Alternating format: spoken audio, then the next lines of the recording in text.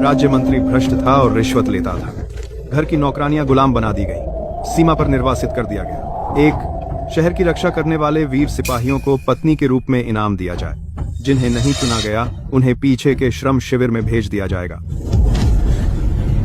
नाम पर कपड़े धोना और खाना बनाना है, पर असल में अनगिनत सिपाहियों की सेवा करनी होती है।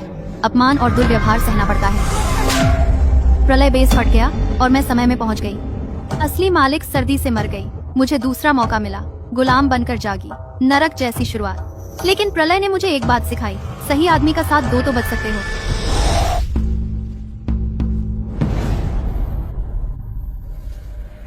बाएं हाथ पर ताजा घाव, मतलब हाल ही में लड़ाई हुई। चारों तरफ पुराने निशान, मतलब जीवन खतरों से भरा। वह मजबूती से खड़ा है और गहरी सांस लेता है। अच्छी रिकवरी और मजबूत शरीर। इतने चौड़े कंधे, इतनी ताकत। यह वही है सबसे मजबूत दांव। सब के सब इतने दुबले पतले हैं, एक कुदाल भी नहीं पकड़ सकते, कोई काम नहीं कर सकते। एक और मुहा तो पूरा परिवार भूखा मरेगा। अर्जुन सैन्य योग्यता में प्रथम है, मैं दूसरा। बहादुरी में मैं उसके आगे नहीं टिकता। लेकिन दिमाग की बात आए तो ये उच्च कुल की नौकरानियां सब अच्छी शिक्षा पाई हुई है, गुणी पत्नियां। 12 सिपाही सैन्य योग्यता के क्रम में बारी बारी से चुनेंगे। जब अर्जुन को कोई दिलचस्पी नहीं तो मैं पहले जाता हूँ और मिसाल पेश करता हूँ। अर्जुन, तुम्हारी क्या राय है? जो मर्जी उसे करने दे। एक जानवर को सिर्फ लड़ना आता है, उसे गुणी पत्नी की अहमियत नहीं पता।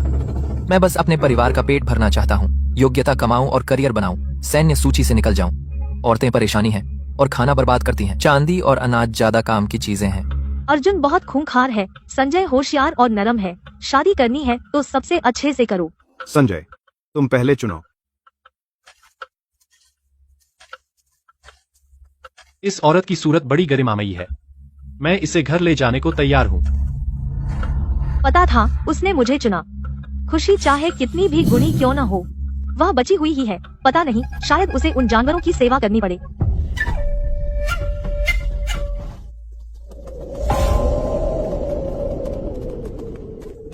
अर्जुन, तुम सबसे आखिर में हो, आगे आओ, अपना फर्ज निभाओ।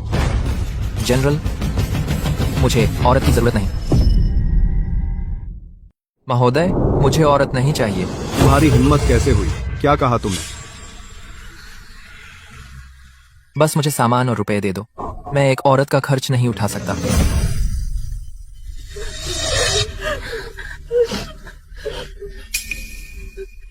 अर्जुन, यह सरकारी व्यवस्था है, क्या तुम्हें लगता है तुम इनकार कर सकते हो? ऐसा नहीं है कि मैं शादी नहीं करना चाहता, सच में मैं इसका खर्च नहीं उठा सकता। मेरे पिता युद्ध में मर गए, मेरी विधवा माँ और 15 साल का भाई और 13 साल की बहन, और मैं खुद भी बहुत खाता हूँ।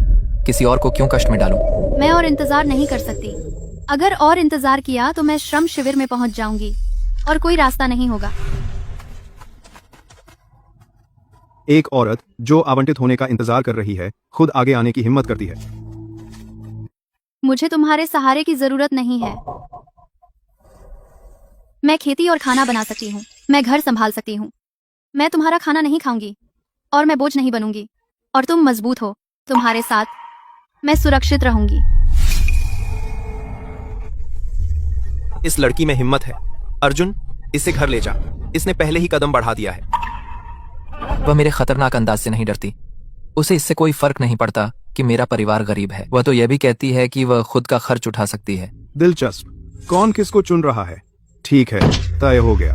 अर्जुन, इसे घर ले जा और बसा दे। पैर घसीटना बंद करो, तुम एक लड़की से भी कम निर्णायक हो। मेरे पीछे आओ।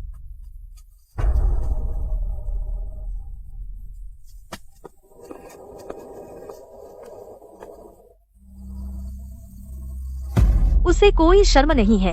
वह अर्जुन बेहद खुरदरा और डरावना है, मेरे संजय के विपरीत, जो इतना सुसंस्कृत और कोमल है। कप्तान अर्जुन, आप सच में एक पत्नी लाए हैं, लेकिन वह थोड़ी पतली है, कमजोर लगती है। क्या वह काम कर सकती है? वह कोई बिगड़ा हुआ बच्चा तो नहीं है, है ना? यहाँ की औरतें सीधे बोलती हैं, उनकी परवाह मत करो। कोई बात नहीं, मैं इससे भी बुरा सुन चुकी हूँ।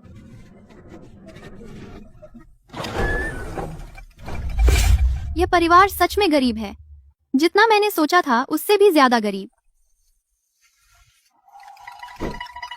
अर्जुन, तुम वापस आ गए। सरकारी व्यवस्था से मिली पत्नी।